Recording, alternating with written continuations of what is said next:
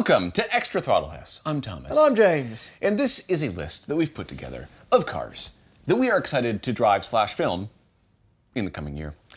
2023. 2023. Yeah. I will say that the list for last year, i.e. the year that we're currently filming this in, but not about, was bigger. Like, there's more cars. 2022, there's more cars than there are. We never made that video. No, we didn't. But had we done that? It would have been longer, maybe? Maybe. We don't know. Maybe. Depends on how much we have to say about these cars. Let's start with something that you and I both just straight out of bed in the morning identify with. Just pure, unadulterated American muscle. That was not a true sentence. No. We don't identify this Actually, at all. more accurately would be... this guy. But it's a pony, and I like ponies. The new... Thankfully, we don't go far that direction. The new Mustang. Okay, so I have a story about this. So when I was... you weren't here. I was in Las Vegas for SEMA. All right. Okay. I'm not showing off. It wasn't fun. I was a global media awards judge for SEMA, which sounded like a great... They're like, do you want to do this? I was like, yeah, that sounds great. And then I did it, and it was hours of going through products, which in the end was rewarding, to be fair. I got to select people who... This is a tangent. I'm sorry. But anyway, I had dinner with a few groups of people, and at one of those dinners, I was lucky enough to sit beside the lead designer for the Mustang. That was a long journey. Well, we got there. Yeah. We got there. Mordor is where we are now. Yeah. So he said to the table, well, we asked him, the next generation Mustang, is it going to be what we want? And he said, and I quote, I promise no one's going to be disappointed in it. It's in his interest to say that, though, isn't it? It is, but he looked at us with a twinkle in his eye and a dab of his nose, and he was like, trust me. Yeah, this was at SEMA? Yes. Not sure it was dabbing his nose, or he was probably just cleaning it up. It's not that wild of a It has since been revealed. Yes. So, first of all... It has a V8. The looks. Oh, yeah. That's all that matters. That's all that matters. We're completely aligned. It's like we finish each other's sentences. Yeah. Ready? It's too late. This is for 21 Jump Street, isn't it? Yeah. Anyway, okay. So it is both available in an upgraded EcoBoost and a V8. And a Coyote V8. Yeah. So the V8, if I'm correct, it was 460 horsepower in the previous generation. Yes. And then it was 480 in the Mark 1 and the Bullet. Bullet. And then in the final year of all of them, they all lost 10 horsepower. And the main one got 450. Right. And the Mark 1 got 470. Right. That so is weird. through all the levers and twisting... Now we have the teat. Twisting the teat of the V8, they've got 486 horsepower, making it the most powerful naturally aspirated Mustang GT ever, which is a funny thing to say. The most powerful. They list the exact thing. Yeah, they do that. They do that. Like, this is the best I've ever felt on a Wednesday at 6 o'clock. Yeah, of course it is. On this date. Anyway, that is a lot of power. And then there's the Dark Horse. Yes, the Dark Horse is really cool. It has a front-facing horse emblem.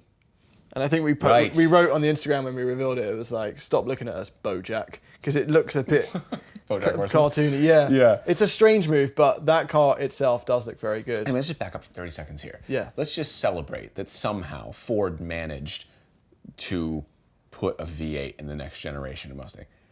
How? I don't know. And we love that Coyote V8. Yeah, I don't know how they did. It's still, I don't know if it's still going to be the case, but it's pretty much the cheapest way to get into a V8, and it is a wonderful V8. It's not like, oh, you're compromising the V8. That V8 feels exotic and special and loud. I just love it. And they've even added a remote rev from the key fob. You can use the key fob, to rev. It's just such a cool, and there's an electronic drift brake. Okay, yes, and the digital cockpit. Yes, which there already was, but I think this is improved now. Either way, I think, how do you think it looks? It's being called the Camaro a lot. Okay, here's the thing. Every time I turn around, everyone says that the rear three-quarter of a car looks like a Mustang. Have you noticed that? Like, oh, it looks like there's a Mustang in that rear three-quarter. It's the equivalent of everything tastes like chicken. Yes, exactly. Now the Mustangs are like, oh, it looks like a Camaro. I'm like, you know what? It looks fine. I think it looks really cool. I have no any issues with the way it looks at all.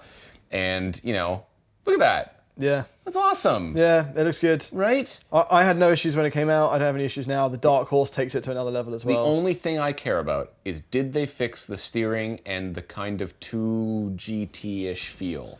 Normally I wouldn't care, but since the Camaro existed, yeah, you knew what one of these cars could feel like. The Alpha chassis cars are amazing. So if they can make the Mustang feel like a Camaro or near as good and have that engine, it's a massive win, right? Yeah. And the Dark Horse gets 500 horsepower. Yes, that's cool. And we're not even into the GTs, that whatever the Shelby versions are going to be. The GT500 or whatever, right? So I think this next generation of Mustang is going to be seen favorably. Yeah, I can't wait to drive. Wait. There's gonna be drag races. There's gonna be drag races. Track tests. Then there's gonna be track tests. Drifting. Yeah. Revving from the key.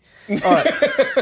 So Mustang's a big name to fill. So we'll see what happens. Speaking of big names to fill, in the 2-door front engine, rear-wheel drive, slightly overweight sports car department. You have the M2. Yeah.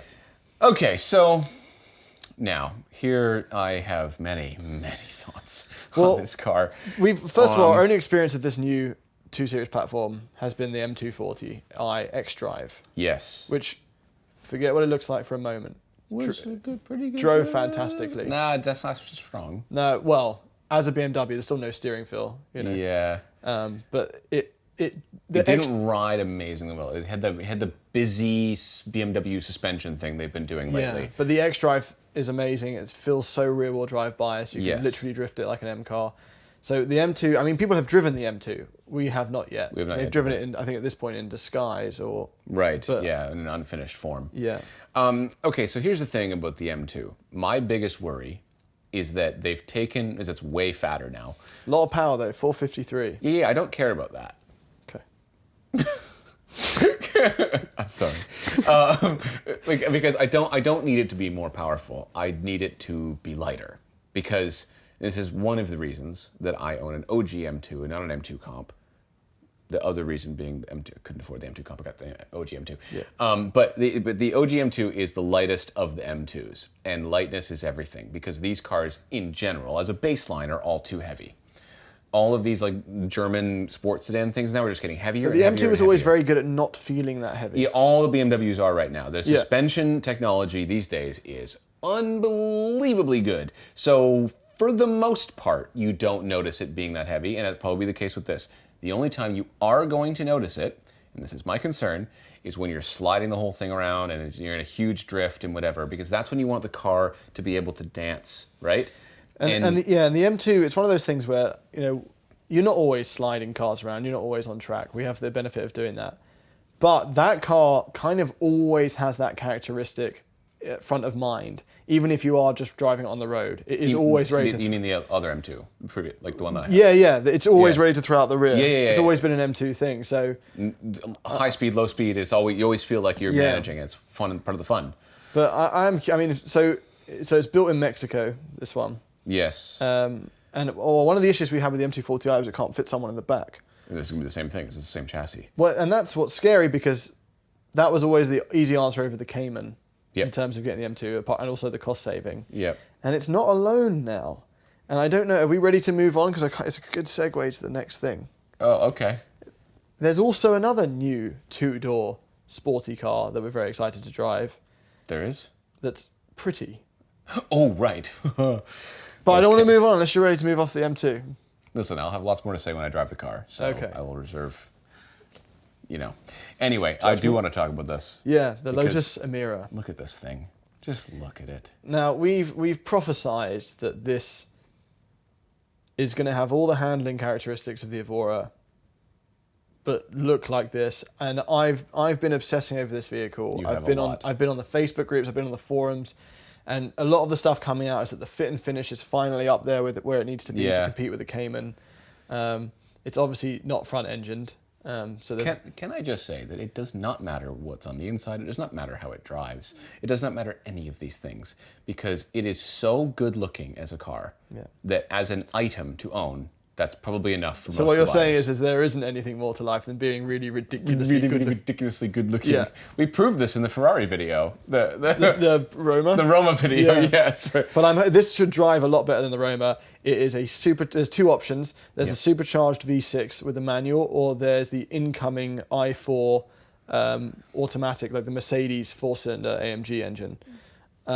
See, at the outset, the manual supercharged V6 clearly the option. But like, if you save a lot of weight and maybe the DCT is good, it could be fun in a 4-cylinder. It's strangely, a lot of the reviews that have come out are like, let's just wait and see what the 4-cylinder's like. And you don't normally hear that. Yeah, because like the engine, well, the Evora is not particularly exciting in the engine or sound department. Like, it doesn't rev that high. No, and the sound does need an upgrade. I think that's one of those things, and that's one of a lot of the feedback people have given. Like, a lot of the owners have driven it, and it just needs a bit more sound. It comes in a sport and touring chassis, which is passive damper, so you literally choose how it's built, which is kind of scary because you don't know how it's going to work on your roads. And okay, so here's the thing. At this point, people watching this, they've heard other people have driven this car. You know, like a lot of people have driven this car. We just haven't. This is like a gap in our knowledge that we really need to fill in, hopefully soon. There just hasn't been available for us to drive around here. A lot of people it's not in North America yet. There's been customer drives for like 20 minutes. Yes. But the press car's not here yet. Yeah, so it's definitely very near the top of the list of cars that I need to drive. Yeah, but that's what I mean. That's what the M2 is fighting against. You know, $77,000 starting versus what's the M2? 63. Okay, so it's a 15 grand hike, but I mean, like, if you can't fit in the backseat of the M2 anyway, why not get yourself something super exotic? I love that class of car is getting more competition. It's always been Cayman M2. Yeah, Cayman and M2. Stingray Corvette. Yeah. You know, jump down a bit. You got Nissan Z and Supra. ZL1, maybe. Oh, the ZL1's so good. It is good for the money. Yeah, the Camaro is still amazing. This is a much different philosophy. This is classier. This is more. Yeah, I don't know. I am so excited to drive the Emira. I think that's of the list. But you know, it's not all two-seater sporty cars. So this is an interesting. Sometimes there's Ferraris. But this time, it's the Ferrari a puro sangue. He's been working on his Italian accent, everybody. Puro sangue. Puro sangue is... It's actually really fun to say. Puro sangue. It's the angue. That bit is just great. It just rolls right out. Yeah. English is boring. So this, I absolutely did not give one F about this until I found out that it was going to have a naturally aspirated V12. Yeah, 6.5 litre V12. I was just like, I'm sorry, they did what? Yeah, 715 horsepower. It's got suicide doors that Ferrari, I think, call welcome doors. So I don't know whether that's an attempt at a rebrand on the word suicide. They're like, what is the opposite of suicide? Welcome. So I think it looks fine. I think it's so close to a shooting brake that it's like not really an SUV. No, and it might be one of those things. Raised shooting brake, basically. If it has all the new tech inside that we come to know and not like, it might. I mean, it looks pretty good in there. It does. And the passenger screen is epic. It looks like an entirely separate cockpit for the passenger. Yeah. But I don't want to get in it and be like, just get a GCC 4 Lusso. Yeah. You know, because it hasn't aged badly, the GC4 Lusso, but the back seats were stiff, so we'll see what this is like, you know. And here, if I look at the back seats, yeah, I don't know. The whole thing is cool. It's kind of what we expected from Ferrari, right? They took a concept that they know that people hate and resent, well, car enthusiasts hate and resent, and they're like, how can we do a version of this that we're going to make even the most bitter, jaded, and resentful car enthusiasts go like, all right, that's pretty cool. That's pretty cool. It's an Urus killer. Lambo have V10s and V12s in their arsenal, and they just made an RSQ8. And Ferrari came along and said, you know what? I was doing an Italian accent. Don't try. Listen. My name is James. Anyway, I am more than a bit excited to try the Puro Sangue, because if anything can come along and make crossovers exciting, even if it means spending $400,000 US, it has got to be Ferrari. It's got to be Ferrari to do it, yeah. Yeah, so I'm looking forward to that. Very much. And then you think, you know, back to like Lotus, and Lotus have the Electra. Electra? Is he lit? Look at the Italian car. And, when it comes to performance, it's, the 700 horsepower in the Ferrari, but the Elettra's, what's it got? 602 horsepower in the base, and then 906 horsepower in the top spec R. Yeah. So you're talking. It's electric though. It's electric, but it's 85 grand. Yeah, that's true. And the interior looks incredible. The interior does look really awesome. So how awesome. much value is there in a screaming V12? Don't answer that. A lot. There's a lot of value, yeah. But that's what you want from Lotus. You want a heavy electric SUV.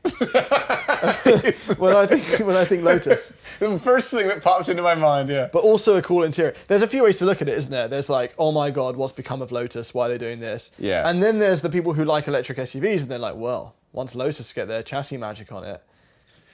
But then, I don't know, it might feel more Geely. Geely? Geely? We've never figured that out. We don't know how to say it. It might feel more Geely than more Lotus. Gimli. More Gimli. The problem... You have to toss me. I cannot jump on this one. The problem is that this is the third video we filmed now. We're been tired. It's extra Throttle House. It doesn't matter. If you're here, hopefully you're kicking back with a glass of beer. The people I don't drink. We're a classy bunch. With a stiff shot of beer. Oh God, I forgot what I was going to say. I think basically the conclusion there is we should do Elettra versus Ferrari Purosangue. Yeah, let's do it. And just see what happens. Okay. See which one breaks down first. Yeah, there's enough noise coming from one of them to make up for the noise in the other. Yeah. Okay, here's a car that I'm excited to drive. I think this is we'll make this the final one of the video, and then the rest you're just going to have to wait for us to drive them all. There you go. And if somehow in the comments you do name 5 more cars that you really want us to talk about, then we suck at our jobs. We already know this though. We'll just go like, oh yeah, no, that was a car that we probably should have talked about. That's just gonna happen. we made a channel. Yeah. Didn't expect anyone to like it. No. We've come this far. Yeah. This is your fault for watching us. On gossamer wings. Yeah. So, the Mercedes AMG C63. Here's the thing. I'm not excited to drive this car. No. But I'm excited to drive this car. I have an absolute, you know what?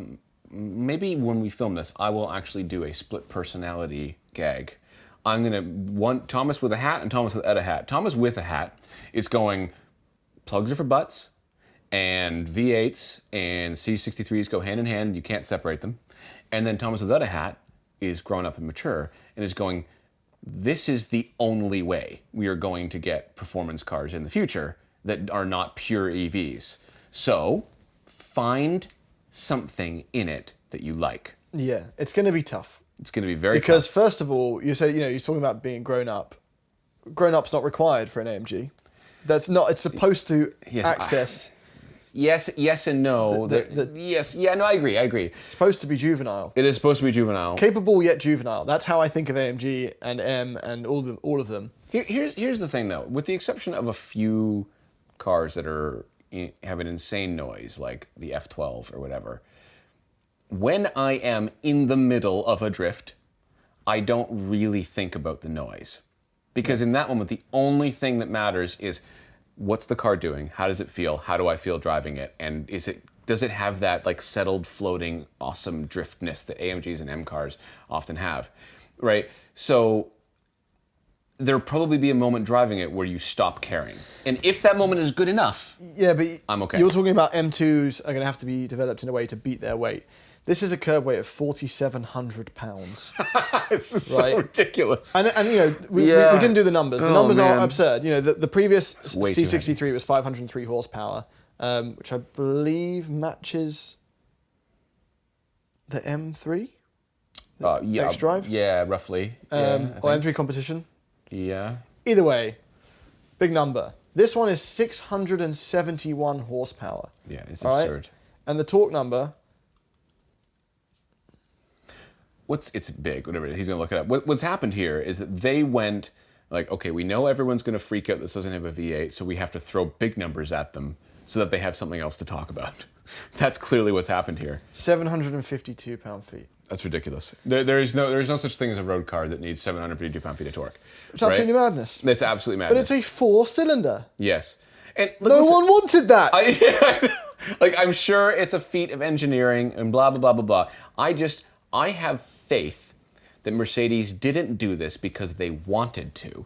I have faith they did it because they didn't have any other choice based on regulations. The S63 is a V8, with hybridized Yes, tech. The SL63 but is a you V8. couldn't do those without doing this. Is probably But what's why happened. does the C63 have to get hit? Why can't it be the C300E or something? Listen, massive numbers, but the whole time these vehicles have been out, the last however many 6, 7 years, 5 years, there's been a Model 3 Tesla. And everyone goes, yeah, I know that the Tesla can do that, but that's not why I got X. Yeah. And now X is moving to that, and I it's know. like, hang on a minute, I've just been defending you, Mercedes, for years, saying that's not why I've got this. Yeah. And now Mercedes are going, cool, anyway. No, it's a depressing reality. And listen, as I said, there is half of me that is absolutely ready to be open to this as being a reality. Because 4-cylinders can sound good if you do them right, and blah blah blah blah blah, and performance and the whole thing. But I think the error here is that instead of taking the weight savings of not having a V8, they've gone the wrong direction with it. Like if you told me, like, listen, we got rid of the V8, calm down for a second, put a little bit of hybrid in there, small battery, some torque to the rear wheels, and we saved 700 pounds off the curb weight from last gen. I'd go like, I'm there. I'm like, okay, sure, if this is a better handling, better riding, better driving, whatever, with a little bit of less sound, but they didn't. Yeah. They made it weigh as much as an S-Class. It's madness. So I can't get excited about this car. I still think it looks great. I like the little air vent on the hood. I think... That looks fine, yeah. But yeah, I want to drive it. I am excited to drive it because I need questions in my own brain answered about it. But it's one of those things where, alongside that, over the next few years, there will be the option of a CT5V Blackwing supercharged V8 that comes in manual or a 10-speed. Yeah. And, if the Cadillac is American premium, the Mercedes is developing its own version of Mercedes premium because it does not feel like, especially in the C-Class level, the German powerhouses they were 10, 15, 20 years ago. Yeah, where you get this this sense that even though it's very German and very upright and very correct and everything, there's still like a little bit of madness in there. And over-engineered. They don't feel over-engineered anymore. No, they don't, especially Mercedes these days. So that's a bit of a disappointment, but again, I'm reserving my final judgment until I drive it, so I'm excited to drive it. Okay. But special mentions go to the Huracan Sterato.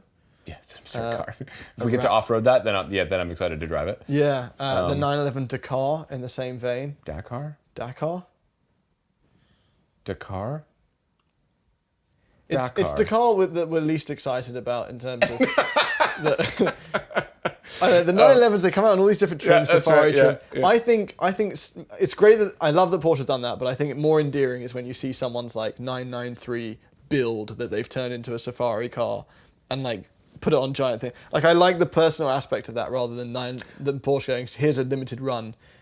I have a car that we're excited to drive that we might get to drive it, maybe. Gunther Works.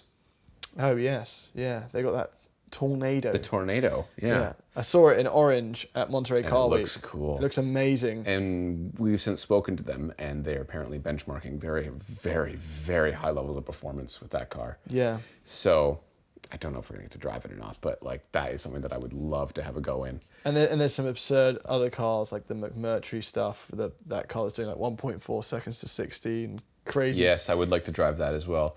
There are other cars on the list that we haven't thought about. Ooh, I have another one. This is not actually a new car. This is one more. We'll end with this. So my Alpha that I bought is currently in the shop getting the rust fixed. And I'm gonna put Don't make it too powerful. Yeah, I'm gonna put less rust. 110 horsepower in that thing. And you just wait. There's also the other car that we just bought that we haven't mentioned yet. Oh, we didn't plan this. We did buy a car. We're not gonna tell you what it is right now, though.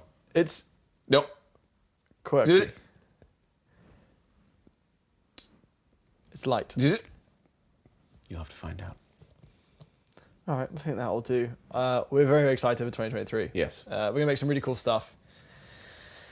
And hopefully go on some adventures. Go on some adventures. Yeah. And if you have any ideas, if you want us to do anything, let us know. Yeah, actually, that's a good thing. It's a good spot to end. What do you want us to do? What do you want to see us do? Do you want to see us drive a thing or go somewhere? To drive a thing? Go somewhere. Why did I say drive it like that? Drive a thing and go somewhere. It's kind of a guarantee with the channel. Okay, where do you want us to go This somewhere? year, we're becoming Twitch streamers. No more car reviews. We're sorry. Thanks for watching. Thanks for watching.